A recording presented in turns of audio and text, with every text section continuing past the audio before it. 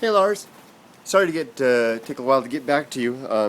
Been a really busy weekend. Finally it's Friday, and I have a Friday evening, yay! And I'm going to go home and have a beer or two, and enjoy MasterChef, the season finale. We're a bit behind with my wife and my daughter, but anyway, on to your message. You know, this was really interesting. You're writing to me about my video about giggling girls, and really, you know what I need to do? Your message. I basically, I like what you wrote, and I think that you may have,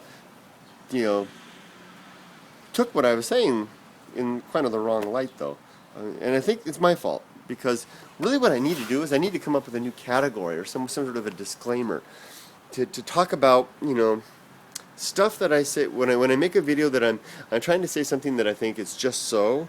Versus something that's more along the lines of you and me, Lars, are sitting at a bar together having some beer and peanuts, and we're spewing out thoughts, just kind of off the top of our heads. We're here, you and I imagine, really the way this kind of worked would be you and I are sitting at a bar, bar, whatever, and we hear a bunch of girls giggling, and I say to you, I say, I wonder why they do that. Girls giggle, but I don't really hear boys giggle so much. And why do they do that? Maybe it's because it's an evolutionary thing. Maybe back in the day, man, when we were running around grabbing girls by their hair, and then with the clubs and all, and maybe that's what turned the dudes on. The giggling feminine, submissive, childish, needy type of thing. Maybe that's the kind of thing that does it. Maybe boys don't do it for the opposite reason, because boys are just masculine is what turns girls on. Who knows? That really is the vein that I meant those two videos. And then if you were sitting at the bar with me, you would, just as you did in your message, you would promptly, I hit the thing button, you would promptly say, well, Kurt, hey, who knows? Where did you base that on, Kurt? Where did you come up with that idea? I mean, I say, what respected journal did you read that in? Nothing.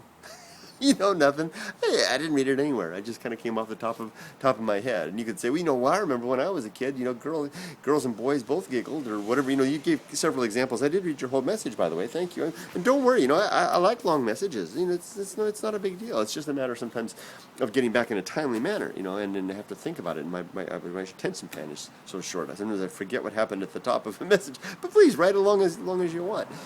So, that's what those videos were about. It was kind of more along the, and this is exactly what happened. This is exactly, and it's perfect. I mean, you came back and shared with me your thoughts about, the concerns about applying the ideas of using the adaptational reasoning, to basically explain away behaviors of any sort or traits and any sort. Now, if you gave me what you want, and I come back, if we were sitting at the bar, and I would say to you, Lars, I think it's all adaptational.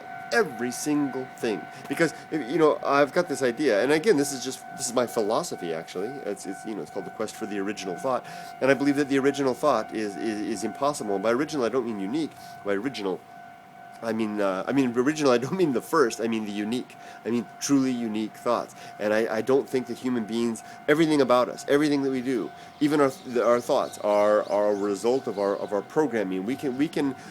Our brains can pursue things, but they're along the lines of the types of thoughts that are going to be in our long-term interest. We can't have thoughts that deviate from the basic track mechanism in our brains. There's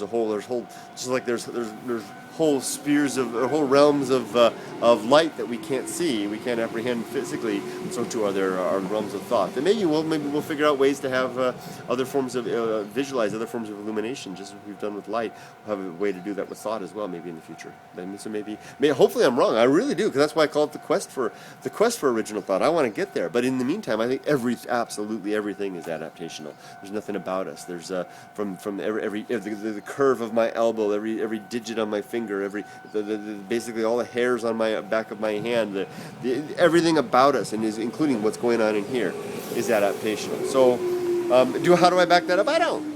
It says, hey, I'm 48. I'm allowed to be a curmudgeon. I've entered that period of my life where I can just say it's just because I think it's so, and people say you're full of shit, and that's cool, that's good. And you didn't say that. You were very polite, and it's so cool to receive a message from you. I love the way you ended your message. You said He said, I'm doing my best to spreading knowledge. Whoa! Oh, you said about me.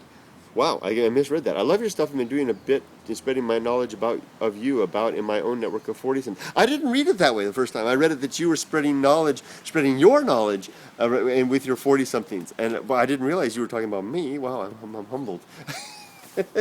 Well, the thing I really liked about it was like, well, because I don't have a real network of people that's like that. Kind of on my own, and it's really neat to know that hey, if you're a 40-something like me, and you and I are like-minded people, and I love it when people can feel comfortable enough to say cry bullshit, and and do it anytime you want. I mean, please do. I mean, I love it. Nothing would delight me more. Nothing delights me more. It happens all the time when I discover error. And please, whenever you think I'm full of crap. In this case, really, I think what happened was there's a difference between, and I didn't make the distinction well, the difference between when I'm saying this is the way it is, and this is the way.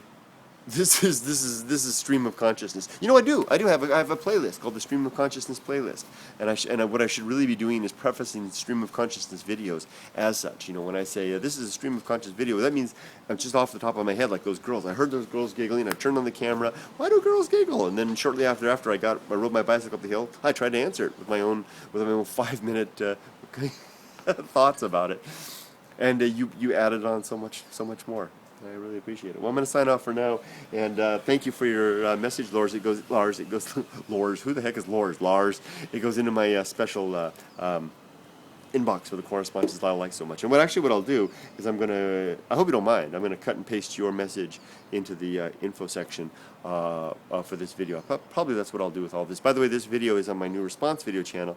Lars, you're the second video to go up on that channel, second response video. All video responses that I do for people that send me messages will be going on this channel. I won't, of course, give you any other information other than your name. I hope you don't mind. I mean, you don't mind that I said your name is Lars. There's lots of Lars. And if you don't mind me telling, I'll tell them who you are. You're Lars, and I'm Kurt, and we're friends. Take care, buddy. Have a great day. I'm going to go home now and Monster Chef. Now that would be a show. Yeah, and have a beer. Take care, buddy. See ya. And thanks for writing so much. I appreciate it. Anytime. Please write anytime. Bye-bye.